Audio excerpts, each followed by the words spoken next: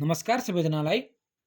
आज हामी bachelor in civil इन्जिनियरिङको 5th सेमिस्टरको पूर्वाञ्चल युनिभर्सिटीको सिलेबस अनुसारको आज हामी वाटर सप्लाई इन्जिनियरिङको युनिट 6 मा रहेको वाटर ट्रिटमेन्टको प्लेन सेडिमेन्टेसनसँग रिलेटेड आज हामी पूर्वाञ्चल युनिभर्सिटीमा सोधेको न्युमेरिकल हामी सल्भ गर्न गइरहेका छौँ।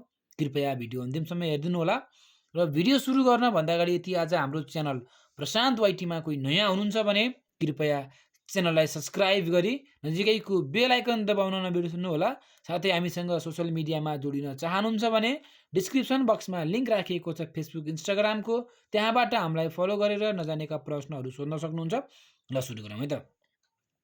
प्रश्नले के भनेको छ भन्दाखेरि determine the settling velocity of the discrete particles having diameter 5 × 10⁻³ cm भनेको हाम्रो डायमिटर दिएको छ 5 × 10⁻³ cm दिएको छ र त्यही पार्टिकल्सको स्पेसिफिक ग्राभिटी भनेको 2.65 गिभन छ भने त्यसै गरी kinematic viscosity of water at 20 degree centigrade 20 degree सेन्टिग्रेडमा त्यो पार्टिकल्सको काइनेमेटिक भिस्कोसिटी भनेको चाहिँ 1.01 × 10⁻² cm²/s हुन्छ गरे भने if the specific gravity of the another particles, यहाँ दुईटा पार्टिकल्सको कुरा गरिरहेको छ, एउटा पार्टिकल्सको चाहिँ स्पेसिफिक ग्राभिटी 2.65 छ गरे र चाहिँ त्यो पार्टिकल्सको डायमिटर चाहिँ 5 × 10⁻³ छ गरे र त्यो पार्टिकल्सको काइनेमेटिक भिस्कोसिटी यति छ गरे भनेपछि अब अर्को पार्टिकल्स हेर्नु पर्यो। अर्को पार्टिकल्सको स्पेसिफिक ग्राभिटी भनेको सेम छ गरे हैन, the specific gravity of the another particles अब आइडेन्टिकल साइज भनेको सेम साइज भएको पार्टिकल्स अर्को पार्टिकल्सको स्पेसिफिक ग्राभिटी कति छ गरे 0.9 छ गरे। आइडेन्टिकल साइज भनेको यही साइज भएको पार्टिकल्सको चाहिँ स्पेसिफिक ग्राभिटी चाहिँ 0.9 छ गरे। कुरा बुझ्नुभयो? यहाँ चाहिँ दुईटा पार्टिकल्सको कुरा गरिएको छ, सेम डायमिटर भएका दुईटा पार्टिकल्सको चाहिँ स्पेसिफिक ग्राभिटी चाहिँ फरक कुरा भनेको छ। म्हणजे फर्स्ट डायमिटरको पार्टिकल्सको जुन फर्स्ट डायमिटर एउटा पार्टिकल्स छ त्यसको स्पेसिफिक ग्राभिटी 2.65 भनेको छ भने सिमिलरली अर्को एनदर पार्टिकल्सको जुन आइडेन्टिकल साइज छ त्यसको स्पेसिफिक ग्राभिटी 0.9 भनेको छ भने check at what rate of particle with rise or settle, particles चाहिँ तैरिन्छ कि अथवा सेटल हुन्छ त्यो चाहिँ कति रेटले हुन्छ त्यो चाहिँ पत्ता लगाउनु भनेको छ। अब हेर्ने हो भने अब क्वेसनले हामीलाई फर्स्ट केस हेर्ने भने सुरुमा हामीलाई डायमिटर दिएको छ, यति दिएको छ, स्पेसिफिक ग्राभिटी भनेको हामीलाई 2.65 दिएको छ, काइनेमेटिक भिस्कोसिटी न्यू भनेको चाहिँ 1.01 × 10⁻² cm² मा दिएको छ, टेम्परेचर T = 20 डिग्री सेन्टिग्रेड दिएको छ। अब केस फर्स्टमा हेर्ने हो भने सुरुमा हामीले फर्स्ट स्पेसिफिक ग्राभिटी 2.65 युज गर्छौँ। फर्स्ट स्पेसिफिक ग्राभिटी 2.65 युज गरेर हामीले BS निकाल्छौँ। सेटलिङ भेलोसिटी भनेको G/18 फेरि 9 हैन, यो फेरि यो G हो, G/18 × d² ब्र्याकेट S - 1 जहाँ चाहिँ G भनेको ग्राभिटी हो। ग्राभिटी भनेको हामीलाई थाहा भएको ग्राभिटी भनेको 9.81 m/s² हो हामीलाई थाहा भएको, तर हाम्रो बाँकी गिभन युनिटहरु CM मा छ भने यो 9.81 मिटरलाई मैले के गरे 100 ले मल्टिप्लाई गरेर के गरे भन्दाखेरि मैले चाहिँ cm/s² मा मैले लगे है G को भ्यालुलाई डिभाइड बाइ 18 को 18 सधैँ छ। डायमिटर हामीलाई गिभन छ 5 × 10⁻³ को स्क्वायर गर्नु पर्यो divide by nu, kinematic viscosity भनेको 1.01 × 10⁻² गिभन छ, यस भनेको specific gravity of particles 2.65 given छ -1, यो गरिसकेपछि मेरो के आयो भ्यालु मेरो 0.222 cm/s आयो भने चाहिँ यो त भ्यालु पोजिटिभ भ्यालु हो। पोजिटिभ भ्यालु भइसकेपछि के हुने त स्पेसिफिक ग्राभिटी अफ पार्टिकल्स हैन अथवा यहाँ लेख्ने भने the particles will settle down, the particle will क्वेसनले चेक गर भनेको छ सेटल डाउन हुन्छ कि राइज हुन्छ चेक गर भनेको छ, the particle will settle down है, सेटल डाउन हुने भयो हैन र यति छ भने यसको सेटलिङ भेलोसिटी 0.222 cm/s मा पोजिटिभमा छ भने पार्टिकल्स अभियसली सेटल डाउन भइहाल्छ। अब केस 2 मा हेर्ने हो भने सेम आइडेन्टिकल डायमिटर भनेको छ अथवा आइडेन्टिकल साइज भनेको छ तर स्पेसिफिक ग्राभिटी 0.9 दिएको छ भने अरु सबै कुरा एउटै हो। हामीले के गर्नु पर्यो भन्दा स्पेसिफिक ग्राभिटीमा 0.9 राख्नु पर्यो, अरु G मा त्यही नै भ्यालु राख्नु पर्यो हैन, D मा त्यही भ्यालु राख्नु पर्यो, न्यू मा त्यही भ्यालु राख्नु पर्यो, तर स्पेसिफिक ग्राभिटीमा मैले कति राख्नु पर्यो 0.9 राख्नु पर्यो र मैले 0.9 राख्ने क्रममा मेरो के आयो भ्यालु भन्दाखेरि नेगेटिभमा आयो। नेगेटिभमा आउनु भनेको के हो the particles with specific gravity 0.9 will not settle in the tank भनेको सेटल हुँदैन, दिस मिन्स इट राइजेज भनेको चाहिँ के हो सेटल हुँदैन, यो चाहिँ तैरिन्छ भन्न खोजेको भने चाहिँ यति गरिसकेपछि यो टाइप्सको न्युमेरिकल सकियो। अब नेक्स्ट टाइप्सको न्युमेरिकल हेर्नुहुन्छ भने अलि फरक किसिमको छ, किनकि हामीले गरिरहेको हिसाबभन्दा जुन मैले त हिसाब धेरै हालिसकेको छु। यो प्लेन सेडिमेन्टेसनको हिसाबहरू मैले धेरै नै हालिसकेँ। क्वेसन जुन मेरो भिडियोहरू हेर्नु भयो भने कमसेकम 15-20 वटा भिडियो त मैले प्लेन सेडिमेन्टेसनबाटै हालेँ होला है त। अब यो चाहिँ हाम्रो अन्तिम न्युमेरिकल हो, पूर्वाञ्चलकै 2021 को क्वेसन नम्बर 3 को बीमा सोधिएको छ। प्रश्नले के भनेको छ भन्दाखेरि a rectangular sedimentation tank is to treat 4.0 MLD भनेको MLD भनेको मिलियन्स लिटर पर डे भने हो of water a tank of width to length ratio. क्वेसनले हामीलाई तोकिदिएको छ विथ टु लेन्थ रेसियो भनेको विथ भनेको बी डिभाइड बाई लेन्थ भनेको L, B divide by L is equal to 1/3 को रेसियो भनेर तोकिदिएको छ। Is propose to trap all the particles larger then 0.04 mm in size, size पनि दिएको छ हामीलाई। Assuming specific gravity of particles is at 20 degree centigrade is 2.67 भनेको 20 degree सेन्टिग्रेडमा चाहिँ पार्टिकल्सको हामीले स्पेसिफिक ग्राभिटी हामीले अब कति एज्युम गऱ्यौँ भन्दाखेरि 2.65 एज्युम गऱ्यौँ भनेपछि कम्प्युट ट्याङ्क डाइमेन्सन, ट्याङ्कको डाइमेन्सन निकाल्नु भनेको छ। If the depth of the tank is limited to 2.5 त्यसको लिमिटेड ट्याङ्कको जुन हाइट छ अथवा डेप्थ छ त्यसलाई चाहिँ हामीले 2.5 लिमिटेड गरेका छौँ, त्योभन्दा बढाउन पाइएन। Calculate the detention time, detention time calculate गर्नु भनेको छ। What will be the removal efficiency of the particles of यदि भन्छ यो पार्टिकल्स भएको चाहिँ रिमुभल इफिसियन्सी कति छ त्यो निकाल्नु भनेको छ। अब त्यसको लागि हामी के गर्छौँ भन्दाखेरि सुरुमा हामीलाई डिस्चार्ज हामीलाई गिभन छ। डिस्चार्ज भनेको 4 MLD गिभन छ। 4 MLD भनेको चाहिँ 4 × 10⁶ लिटर पर डे हो। 4 × 10⁶ × 10⁻³ ले मल्टिप्लाई गर्नुहुन्छ भने मिटर क्युब पर डेमा आउँछ। डिस्चार्ज आइहाल्यो। भनेपछि डायमिटर हामीलाई क्वेसनले गिभन छ। डायमिटर हामीलाई क्वेसनले कति गिभन छ भन्दाखेरि यहाँ हजुरले हेर्नुभयो भने डायमिटर कुरा तोकिरहेको छ होला है। डायमिटर भनेको 0.04 दिएको छ है। डायमिटर हामीलाई MM मा गिभन छ।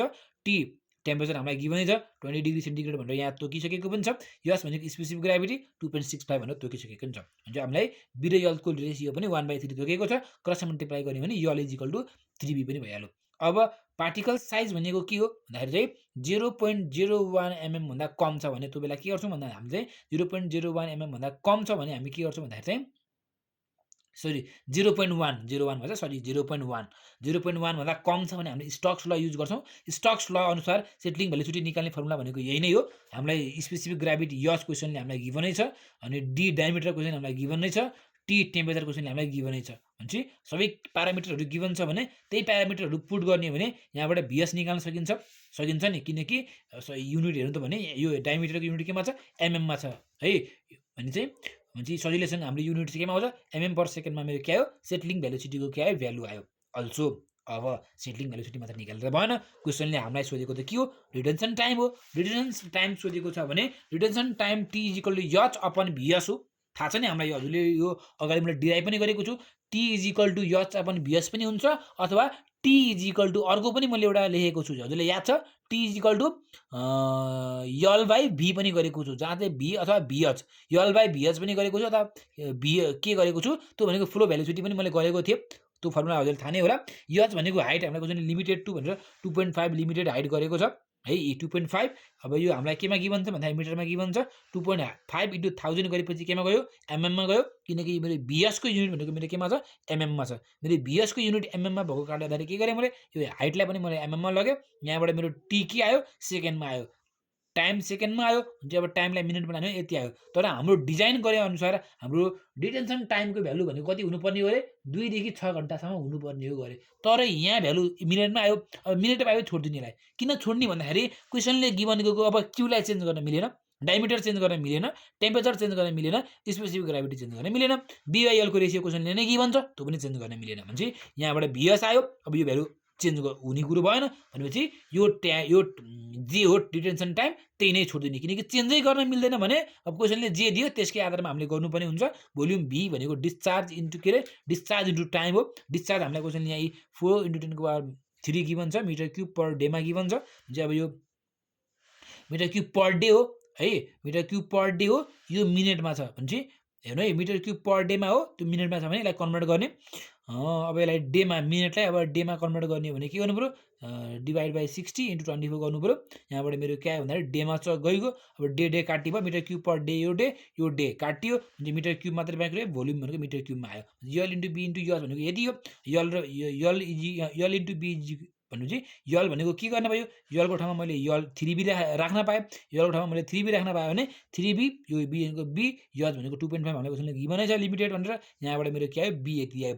b यति आएपछि मेरो के आयो, यल पनि आयो। अब SOR भनेको सर्फेस ओभरफ्लो रेट भनेको क्यु बाई बिएल हो। क्यु भनेको हामीलाई क्वेसनले गिभनै छ बाई बिएल, भ्यालु पुट गर्ने क्रममा मेरो के आयो, यो भ्यालु भनेको mm पर सेकेन्डमा चाहिँ मेरो कति आयो भन्दाखेरि 121.21 के 121.21 metre cube per metre square per डेमा चाहिँ हाम्रो SOR को भ्यालु हो। अब मैले यसलाई mm पर सेकेन्डमा पनि लगिदिएँ होइन, mm पर सेकेन्डमा लानै पर्छ भन्ने छैन, किनकि SOR को भ्यालु हामीले क्यालकुलेट गर्ने क्रममा कतिसम्म आउनु पर्थ्यो गऱ्यो, SOR को भ्यालु चाहिँ 10 देखि 30 सम्म आउनु पर्थ्यो, तर आएन। किन आएन भन्दाखेरि हाम्रो प्यारामिटर माथि नै हाम्रो ट्याटी नै मिलेको छैन। म्हणजे हाम्रो किनकि क्वेसनले त्यस्तै दिएको छ भने यसलाई हामीले चेन्जै गर्न मिल्दैन, किनकि डिजाइन अनुसार यो चाहिँ के भयो मिलेन। तर चाहिँ मिलेन भन्दैमा इक्जाममा छोड्ने चाहिँ होइन, सरलाई मैले देखाएको क्वेसन पनि हो, सरलाई भन्दाखेरि होइन इक्जाममा जस्तो दिन्छ त्योमा गर्ने हो, प्यारामिटरहरू चेन्ज गर्न मिल्ने ठाउँमा चाहिँ चेन्ज गर्ने हो, नभए चेन्जै गर्न नमिल्ने ठाउँमा चाहिँ चेन्ज गर्न मिल्दैन भनिसकेपछि अब मैले यति गरेँ। SOR को भ्यालु मेरो यति आयो। अब फर पार्टिकल साइज 0.02 को लागि पार्टिकल साइजको लागि क्वेसनले दिएको छ यी रिमुभल इफिसियन्सी निकाल भनेको छ, यसको लागि भनेको BS निकाल्नु पर्यो। BS भनेको यहाँबाट मेरो के आउँछ भन्दाखेरि चाहिँ क्वेसनले हामीलाई डायमिटर नयाँ गिभन छ, अरू प्यारामिटर त सेम नै हो, तर हामीलाई क्वेसनले के गिभन छ भन्दाखेरि BS गिभन छ। BS गिभन के अरे हामीले BS निकाल्नु पर्ने छ, डायमिटर त हामीलाई गिभन छ, नयाँ पार्टिकलको लागि डायमिटर 0.02 गिभन छ, हुन्छ डायमिटर भनेको 0.02 नै भयो।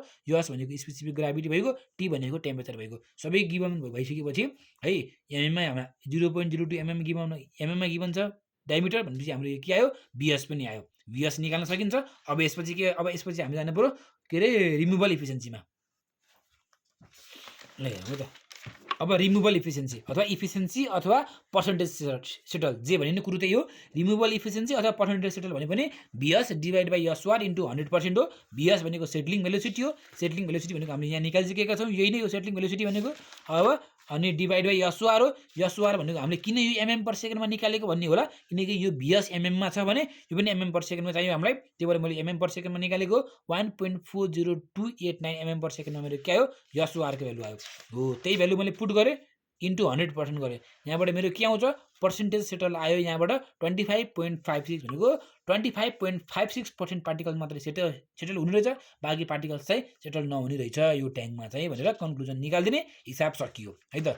नेक्स्ट टाइप्सको हिसाब अझै बाँकी छन् भने केही हिसाबहरू त्यस्तो त्रुटिहरू छ भने हामीलाई पर्सनली इन्स्टाग्राममा मेसेज गरेर क्वेसनहरू पठाउन सक्नुहुन्छ। हजुरले पठाएको क्वेसनहरू पनि हामीले चाहिँ सल्भ गरेर युट्युबमा हाल्ने कोसिस गर्छौँ। आजको लागि हाम्रो कन्टेन्ट भनेको यति नै हो। नेक्स्ट टाइप्सको न्युमेरिकल हुन्छ कि थ्योरी हुन्छ, जे भए पनि त्यो लिएर हामी छिटै नै उपस्थित हुनेछौँ। त्यति जेलसम्मलाई गुड बाई, टेक केयर।